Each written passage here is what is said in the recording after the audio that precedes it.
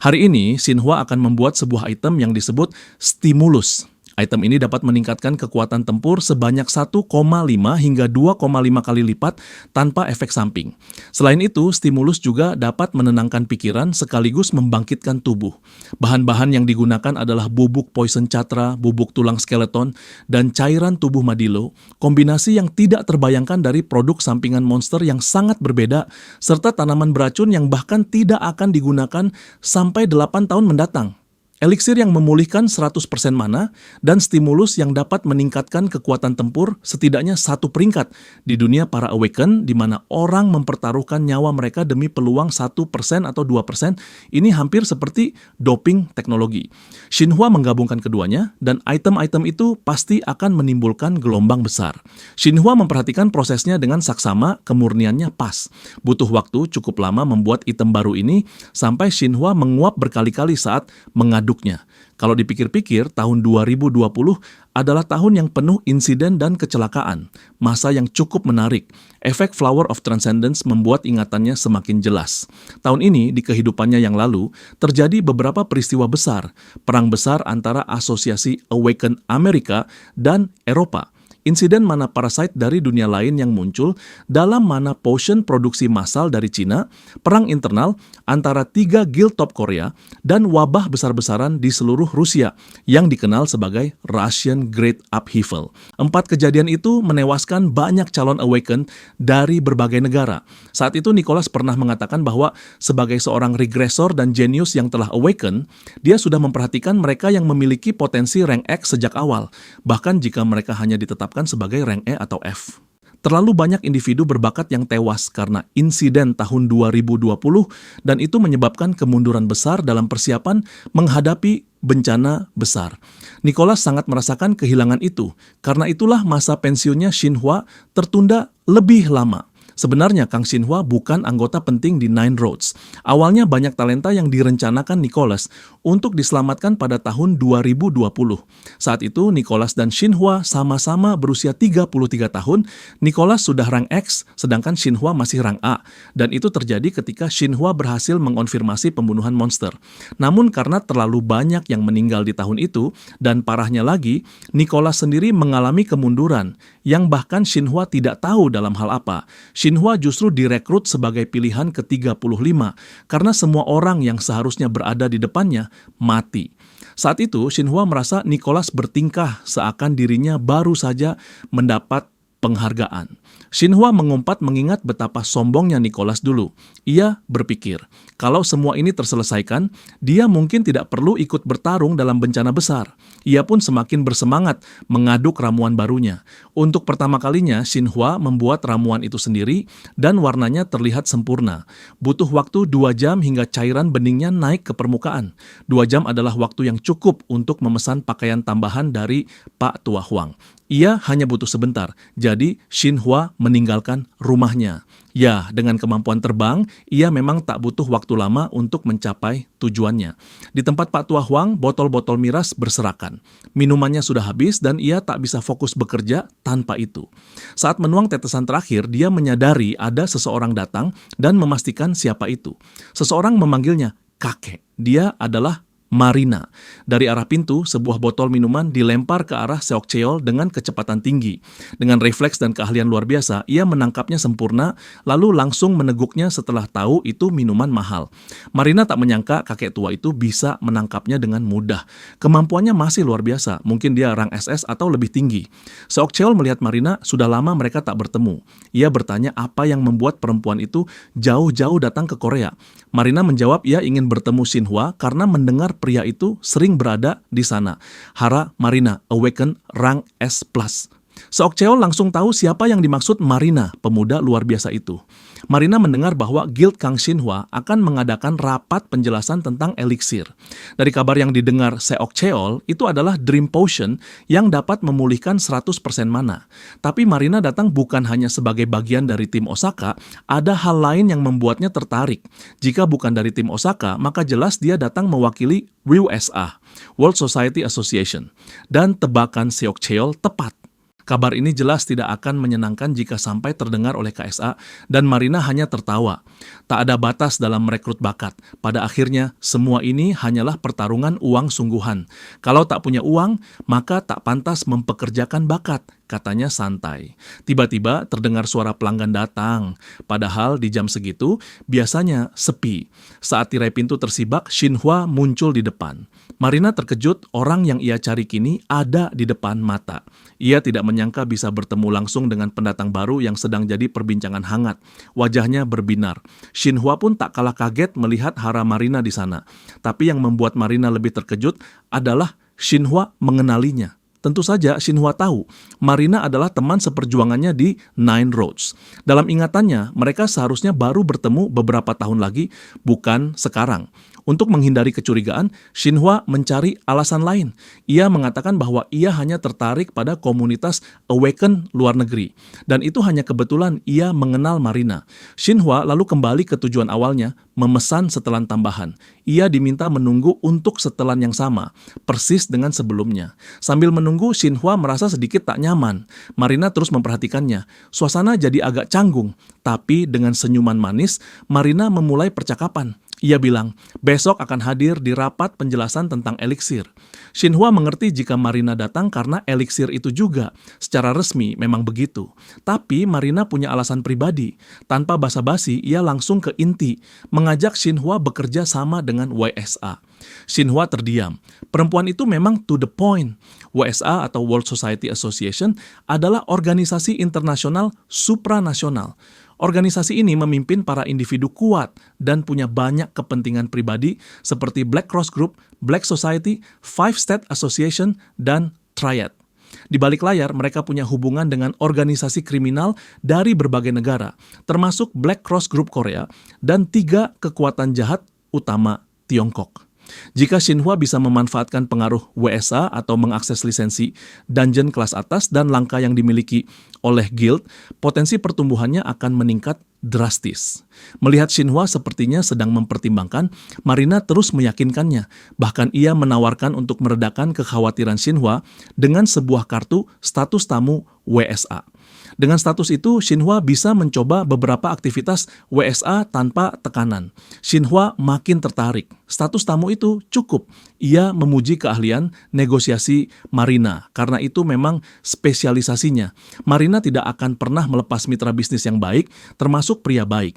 Ia memastikan itu dengan tatapan ramahnya, lalu pergi setelah berpamitan dengan Seok Cheol.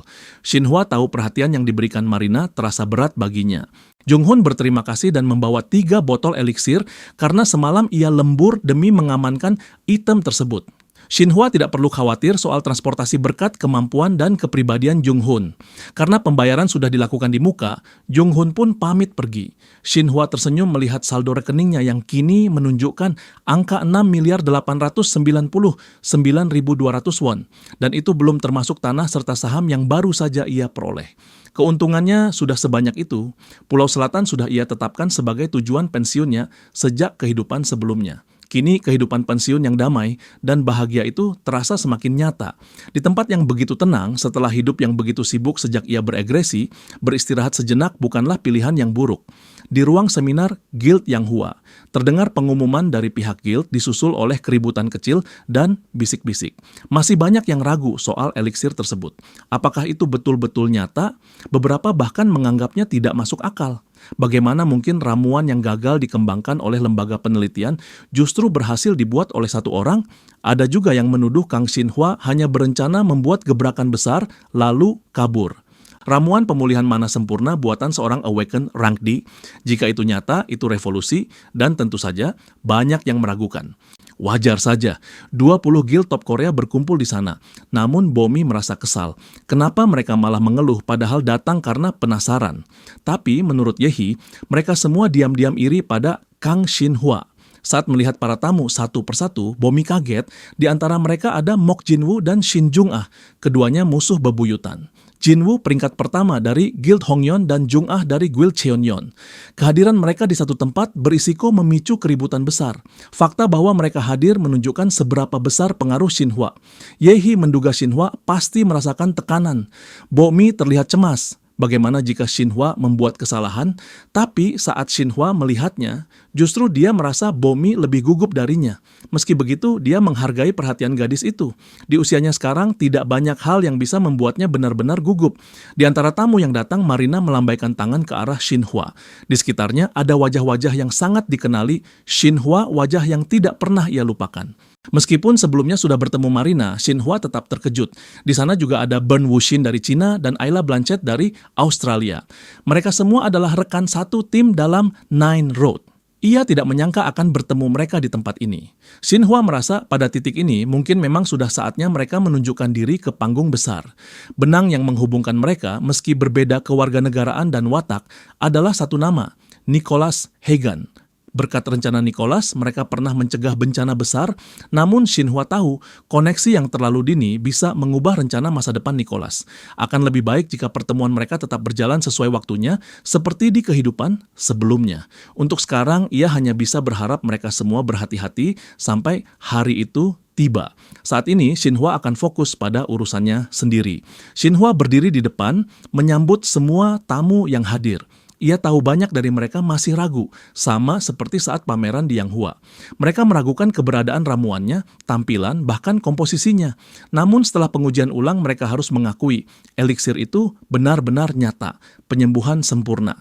Dan sejak saat itu mereka berubah menjadi agresif. Mereka mulai mendesak. Dari mana bisa mendapatkannya, berapa harganya?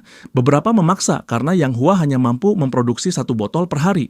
Ramuan pemulih mana berkualitas tinggi sudah langka, dan ini eliksir penyembuh sempurna. Mereka butuh untuk penelitian atau setidaknya untuk keadaan darurat.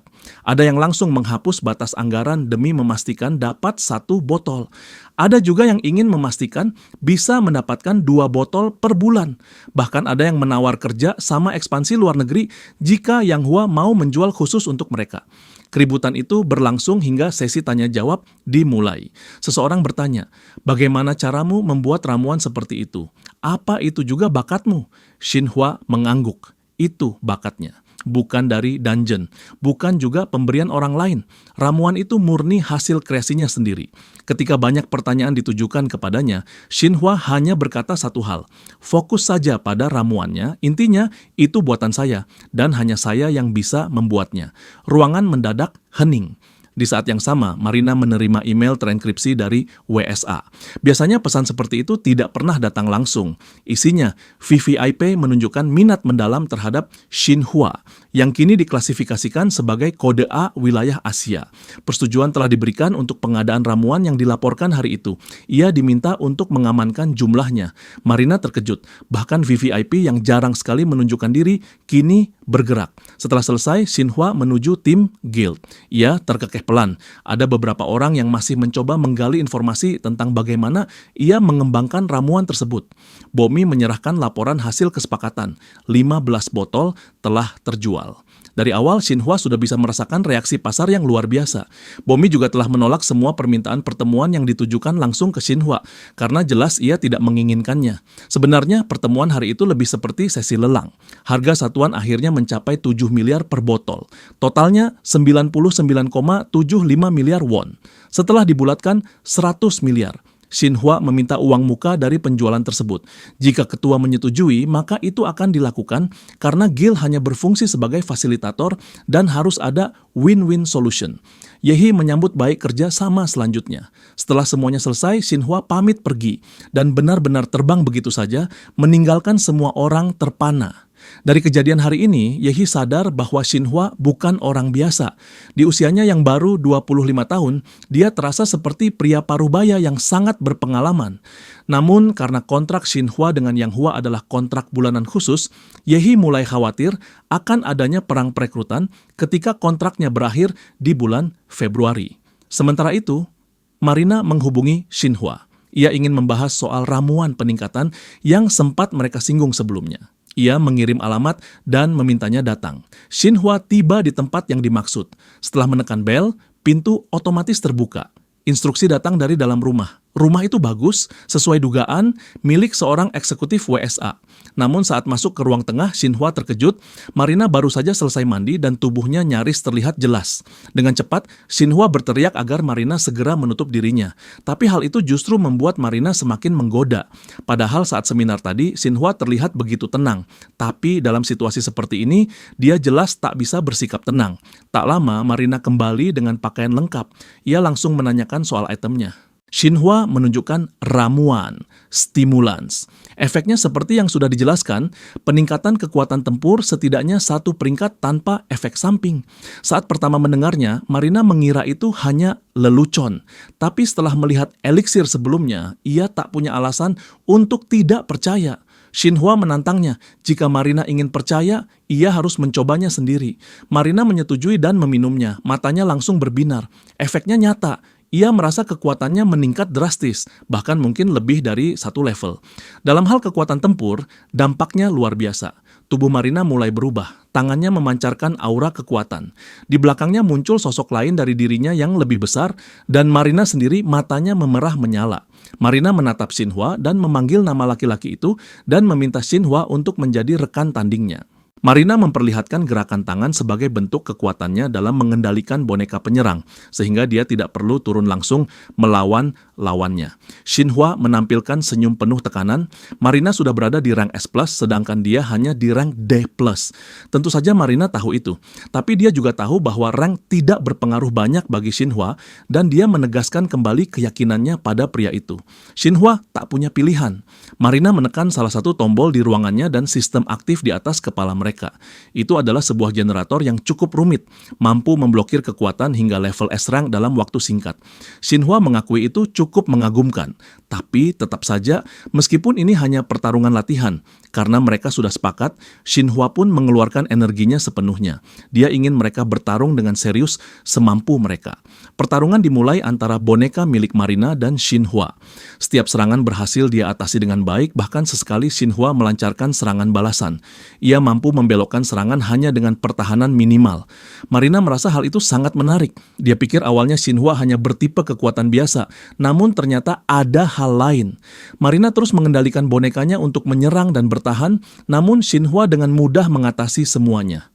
Bahkan, ia melemparkan serangan yang membuat boneka itu terpental jauh. Informasi dari WSA menyebutkan bahwa insiden Red Dungeon K-1004 dan pertarungan di stasiun Sinchon diklasifikasikan sebagai rank A+. Saat investigasi, Marina sendiri merasa ada sesuatu yang tak biasa, dan sekarang ia mengalaminya langsung. Efisiensi gerakan Shinhwa bukan sesuatu yang bisa dilatih dalam waktu singkat. Itu adalah pengalaman dari pertempuran besar. Marina sadar akan hal itu. Shinhwa melepaskan tinju telak, ledakan tinju bab 5, dan arena berguncang. Shinhwa tersenyum puas saat Marina teralihkan perhatiannya. Jika dia tidak serius dari awal, dia pasti kalah. Marina menyeringai, mengaku terlalu lunak. Dia pun melebarkan kekuatannya. Energi besar diarahkan pada Shinhwa dan terjadi hantaman keras yang saling beradu. Shinhwa melakukan transformasi, steel reinforcement. Meski begitu, dia tetap terlempar karena terkena serangan langsung. Shinhwa mengakui Marina sangat kuat, bahkan hingga sekarang. Tapi dia sudah terlalu sering bertarung dengannya sebagai partner latihan di masa lalu. Dia sangat mengenal pola serangan perempuan itu. Satu serangan kembali diarahkan ke Shinhwa, namun kali ini dia melompat tinggi memutari boneka raksasa itu, dan dalam hitungan detik, ia sudah berada tepat di depan Marina, menyerangnya dari jarak dekat. Senjatanya diarahkan ke leher Marina, meski di belakangnya boneka juga bersiap melancarkan pukulan. Tubuh utama boneka terbuka, namun Shinhwa tahu persis bagaimana cara menangkisnya. Itu memang tujuan utamanya, menunjukkan kelemahan yang perlu Marina perbaiki. Pertarungan selesai. Marina menoleh ke arah bonekanya yang lusuh akibat bertarung dengan Shinhwa. Boneka itu jelas berada di level A-rank. Latihan ini juga bertujuan untuk mengonfirmasi bahwa Shinhwa layak bertemu dengan seorang VVIP. Saat mendengar nama itu, Shinhwa cukup terkejut. Jika itu VVIP, berarti dia adalah ketua WSA, sosok yang tidak pernah menampakkan diri di publik. WSA dan grup Elijah, Guild Besar Amerika, bukanlah organisasi yang menentang hukum secara langsung. Shinhwa tidak tahu pasti alasannya, tapi ia menduga dua organisasi itu memiliki agenda tersembunyi dalam menghadapi bencana besar. Tapi bagi Shinhwa, siapapun mereka, selama mereka pelanggan yang punya uang, kehormatan, dan keterampilan, dia tak punya alasan untuk menolak kerjasama. Mereka mulai bernegosiasi tentang penjualan ramuan peningkatan. Xinhua telah mengatakan bahwa ia akan memprioritaskan WSA dalam pembelian, namun tentu ada syaratnya. Marina sepakat untuk memenuhinya karena dia sangat berharap.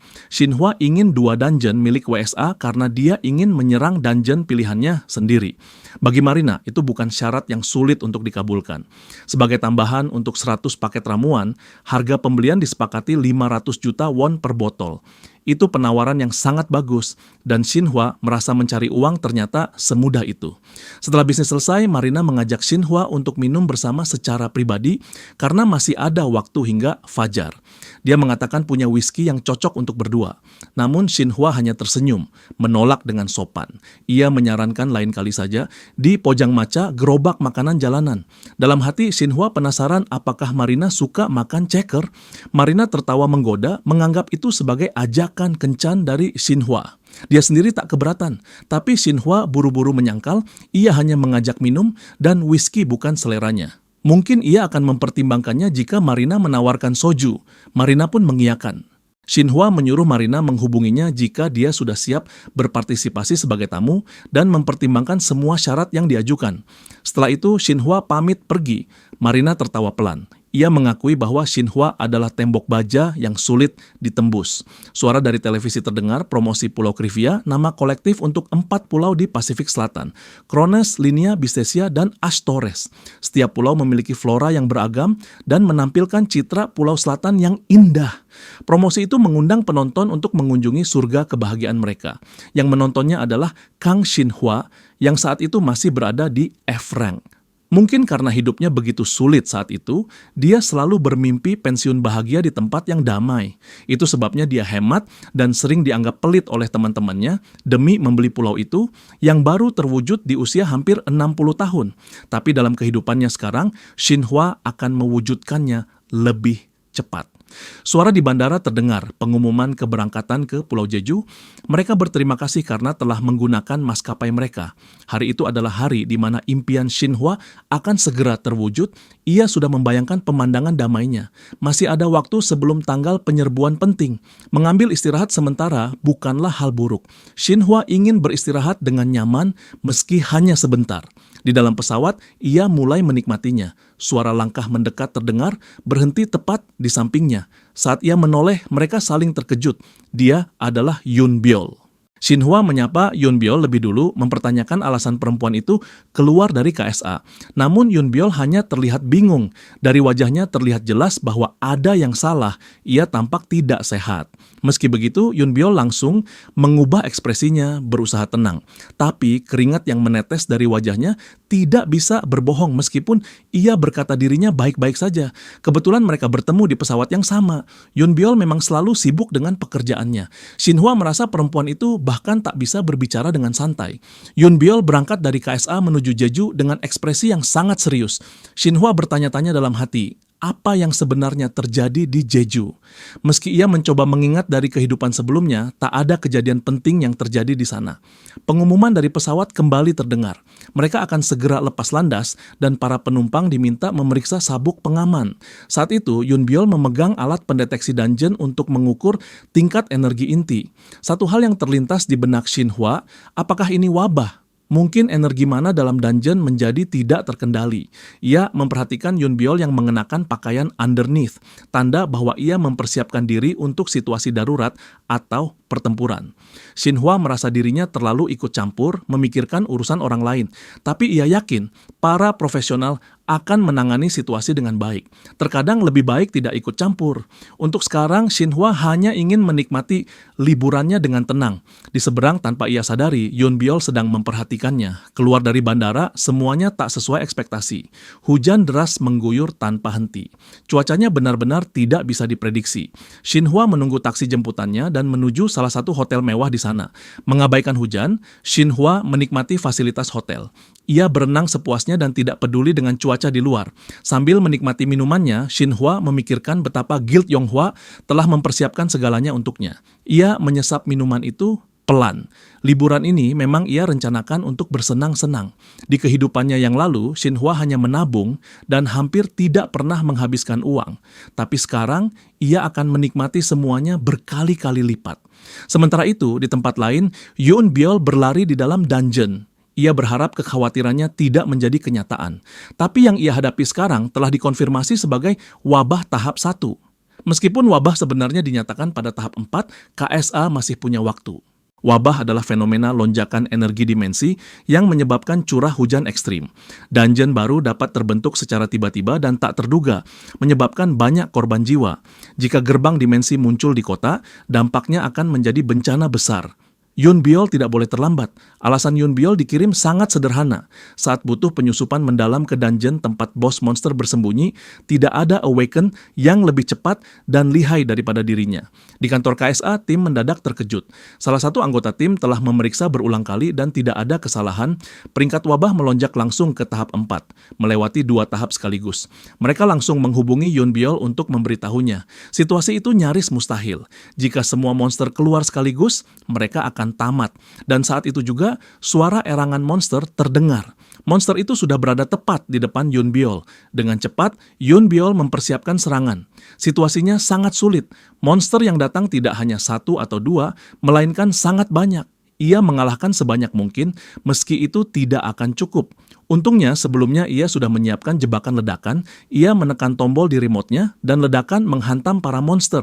Ia berhasil memblokir jalan masuk, tapi itu hanya akan bertahan maksimal 30 menit. Ia membutuhkan bantuan. Peringatan tersebar di antara area pemukiman dengan potensi wabah lainnya. Di sana hanya ada Hasung dan Mina. Jika hanya mereka yang menangani, tidak ada harapan. Mereka harus menyelesaikannya sendiri. Bagaimanapun ia berpikir, hanya 1 orang yang terlintas di pikirannya. Ponsel Xinhua berdering. Ia kesal karena terganggu di tengah liburan santainya. Dengan malas ia mengangkat telepon dan mengatakan kalau dia sedang liburan dan bisa dihubungi kembali seminggu lagi. Namun Yoon Byul langsung menyelanya. Suaranya terdengar mendesak, ia butuh bantuan. Xinhua langsung sadar, ini bukan panggilan biasa. Yoon Byul memberitahu bahwa wabah tahap 4 akan terjadi di dungeon dan meski sudah diblokir, waktu mereka hanya tersisa 30 menit sebelum monster keluar. Tanpa pikir panjang, Xinhua langsung menanyakan lokasi dungeonnya. Karena medan yang terlalu sulit, ia tak bisa melanjutkan perjalanan dengan mobil dan harus berjalan kaki. Dari kehidupan sebelumnya, ia tak pernah mendengar ada kejadian seperti ini. Mungkin karena KSA memang sengaja menyembunyikannya dari media. Mereka cukup mengesankan, namun ini bisa menjadi peluang bagi Xinhua. Bunga percepatan. Berdasarkan informasi dari Yoon Byul, dungeon ini tersembunyi. Itulah alasan kenapa Xinhua tak pernah menemukannya di kehidupan sebelumnya. Akhirnya, ia sampai dan bertemu dengan Yoon Byul. Xinhua sudah mendapatkan pengarahan mengenai monster di dungeon dari panggilan sebelumnya, dan mereka akan memeriksa detailnya setelah masuk ke dalam. Yoon Byul sedikit ragu, apakah mereka akan baik-baik saja? Xinhua adalah Awakened Rank D dan Yoon Byul sendiri adalah Awakened Rank C, tapi rata-rata monster di dungeon ini berada di rank A+. Bahkan sesekali muncul rank S atau S+. Wajar jika ia takut. Tapi mereka tak punya pilihan lain. Xinhua meyakinkannya untuk tidak khawatir. Namun sebelum itu, Xinhua ingin memperjelas satu hal. Berdasarkan hukum darurat wabah dungeon, semua hasil jarahan dan perburuan monster dalam dungeon menjadi milik pribadi Awakened, bukan milik negara. Ia butuh jaminan soal ini. Dan ternyata Yoon Byul sudah mendapatkan izin dari Direktur Cabang Seoul. Kini Xinhua mulai menjelaskan kepada Yoon Byul bagaimana mereka akan menghadapi ini. Mereka berdiskusi sambil berjalan karena waktu sangat penting. 1 menit cukup untuk menjelaskan strategi. Semua monster di dungeon ini muncul dengan modifier enhanced. Contohnya, enhanced Torka, makhluk dengan kekuatan murni yang dimaksimalkan. Jika pernah menjelajahi dungeon sebelumnya, pasti akan sering bertemu dengan jenis ini. Yoon Byul heran, bagaimana bisa tahu jenis monster yang ada padahal ini dungeon baru? Tapi bagi Xinhua itu tidak penting. Ia melanjutkan penjelasan. Monster itu mendapat peningkatan kekuatan, tapi kehilangan sebagian besar kemampuan bertahan, terutama di sekitar tengkuk. Seperti pria berotot yang sulit menyentuh punggungnya. Xinhua menunjukkannya langsung ke Yoon Byul. Dengan begitu, mereka tahu bahwa kelemahan monster ada di titik itu. Xinhua akan menjadi penyalur serangan, dan Yoon Byul akan melancarkan serangan kritis ke sistem saraf bagian leher. Yun Biol mengangguk paham. Shinhwa berjalan lebih dulu dan dari belakang Yun Biol melihatnya semua yang dikatakan Shinhwa terdengar meyakinkan. Yun Biol menunjukkan jalur yang sebelumnya telah ia blokir. Namun dari sana monster mulai menembus penghalang dan merangkak keluar satu per satu. Mereka adalah Tok'ra yang telah ditingkatkan dengan peringkat Monster A. Salah satunya berjalan mendekati Shinhwa dan Yun Biol, mengerang keras. Shinhwa segera menyuruh Yun Biol untuk mundur, meski di tangannya Yun Biol sudah memegang senjatanya. Sama seperti di kehidupan masa lalunya, Shinhwa merasa makhluk-makhluk ini terlihat menjijikkan. Yun Biol pun setuju. Dia tidak mau mati di tangan monster jika bisa dihindari. Shinhwa melihat tangan Yun Biol sedikit gemetar saat memegang senjatanya dan ia sudah menyadarinya sejak awal. Yun Biol memiliki keterampilan luar biasa tapi mentalnya masih lemah. Jika ia bisa menemukan ketenangan dalam dirinya, Yun Biol akan menjadi lebih kuat. Shinhwa mengeluarkan bola ajaibnya, sudah saatnya dia bersinar. Ia mempersiapkan dan menggenggamnya erat, lalu melempar bola itu saat kondensasi mananya mencapai puncak. Bola ajaib itu meluncur ke arah target. Monster tersebut mencoba meraihnya, namun bola itu menembus kulitnya secara langsung. Yun Biol terdiam menyaksikannya, terlebih ketika bola itu kembali ke tangan Shinhwa. Masih banyak monster yang tersisa dan mereka harus menghadapinya satu persatu. Yun Biol bersiap dan mereka mulai berlari ke arah para monster yang menghadang. Shinhwa menghantam salah satu monster dengan kekuatan penuh berkat modifikasi peningkatan kekuatan. Monster itu langsung terdorong jauh ke belakang. Saat itu juga Shinhwa menginstruksikan Yoon Biol untuk mengincar titik lemahnya dan satu monster lagi berhasil dimusnahkan. Shinhwa tersenyum bangga. Yoon Biol mengerti maksudnya. Dengan serangan fatal, kepala monster itu terpisah dari tubuhnya. Shinhwa menertawakan para monster. Apa gunanya tubuh yang diperkuat jika titik lemah mereka begitu jelas? Tiba-tiba monster lain muncul di belakang Yoon Biol. Shinhwa langsung menghadangnya dengan tubuhnya agar serangan tidak mengenai Yoon Biol. Ia melakukan tendangan lalu disusul pukulan kuat hingga monster itu jatuh. Yoon Biol menyelesaikannya dengan serangan fatal. Masih ada yang tersisa. Mereka tidak bisa terlalu lambat. Serangan demi serangan terus dilancarkan, fatal attack, ledakan dari Shinhwa, lalu Yoon Biol kembali menyerang. Hingga akhirnya, semua monster yang datang berhasil, mereka kalahkan, meski Yoon Biol tampak kelelahan. Shinhwa menuntaskan satu monster lagi dengan pukulan, dan monster itu pun tumbang. Lee Han-yeol, Direktur Cabang Busan sekaligus Awakener peringkat S+, dikenal sebagai petarung jarak dekat yang andal. Aura liarnya terasa kuat, namun berbeda dengan Shinhwa. Gerakannya efisien, tanpa satupun gerakan sia-sia. Bahkan kekuatan ledakannya terasa lebih hebat dibandingkan milik Direktur Lee. Padahal Shinhwa mengaku hanya peringkat D+, dan Yoon Biol mulai meragukan kebenarannya. Shinhwa menyeka pipinya dan bersiap masuk lebih dalam. Mereka akan menyapu bersih semuanya. Yoon Biol terkejut. Bagaimana mungkin mereka masuk tanpa bala bantuan? Namun Shinhwa tetap bersikeras. Dia sudah mengorbankan waktu liburannya yang berharga, dan ia juga harus memastikan seluruh hasil rampasan bisa dikumpulkan. Sikap santainya terasa kontras dengan kondisi di sekitarnya. Terlebih saat menghadapi para monster sebelumnya, tidak ada satupun tanda ketakutan. Bersama Shinhwa, monster peringkat A+ terasa mudah dikalahkan. Dungeon ini jelas sudah terinfeksi wabah, namun tampaknya monster di dalam tidak langsung keluar. Jurang dungeon ini lebih rumit dari yang dikira. Mereka akan segera bertemu musuh jika menilai dari suara raungan yang terdengar. Yoon Biol memperkirakan jumlahnya lebih dari 1.000 monster. Ia bahkan sudah memastikan keberadaan sesuatu yang tampaknya adalah boss dungeon. Itu berarti ia sudah masuk cukup dalam, dan Shinhwa pun heran. Bagaimana Yoon Biol bisa keluar tanpa masalah? Yoon Biol hanya tersenyum santai. Baginya, ini sudah menjadi makanan sehari-hari. Ia menyimpan senjatanya, tapi seketika meringis. Shinhwa mengkhawatirkannya, namun Yoon Biol buru-buru menjelaskan bahwa ia baik-baik saja, hanya tegang sesaat. Shinhwa kemudian melompat ke atas batu yang lebih tinggi untuk melihat sekeliling. Gerakannya berbeda dengan teknik siluman milik Yoon Biol. Semakin ia memperhatikan, semakin luar biasa kekuatan Shinhwa terasa. Yoon Biol kembali mengingatkan, berdasarkan alat deteksi, jumlah monster lebih dari 1.000. Shinhwa pun menyadari bahwa akan mustahil melawan semuanya. Xinhua bertanya berapa sisa bom batu dimensi yang dimiliki Yeonbyeol. Ternyata ada 5. Mereka sepakat tak bisa membiarkan para monster mencapai pintu masuk.